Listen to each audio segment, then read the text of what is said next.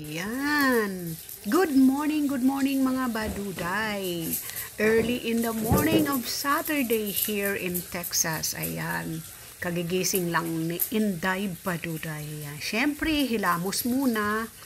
At saka magmumog muna. Ayan. Hilamos muna siya. Siyempre, ayan. Linisin muna ang ngipin. Para medyo mabango ang hininga pagkausap ang asawa. Ayan. Saka, lagi akong gumagamit siyempre ng pampaputi ng ipin. Ayan. Linisin mabuti. Linisin mabuti ang ngipin.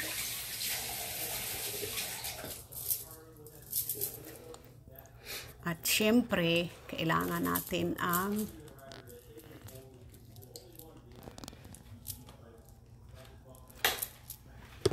yan para at ngayon magtimpla muna tayo ng kape pagkatapos maglinis ng mukha, magkape.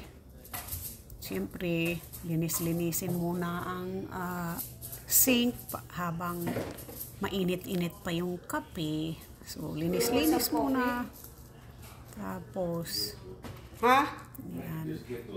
Tuloy natin ang bigyan ng tanungin ang asawa kung gusto ng kape.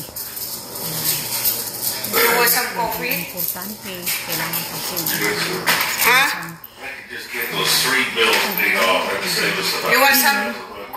ipaghanda ng almusal. Yan ang ating gawain bilang asawa. Yan.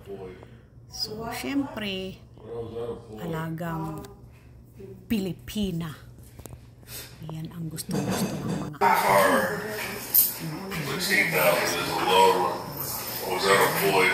So what? kape.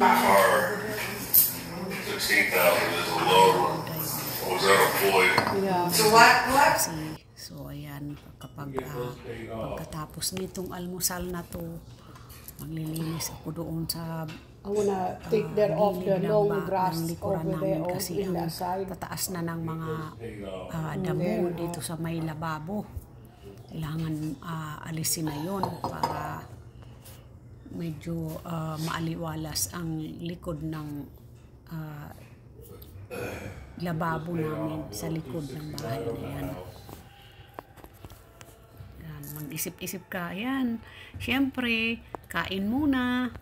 Yung natira ko kagabi na fried chicken, initin na lang. At siyempre, magluto ng anyway, mayroon pa ako ditong Mexican rice. Ayan, niluto ko para mamayang tanghali mayroon na kaming kakainin. So, ayan lang mga baduday. Bye!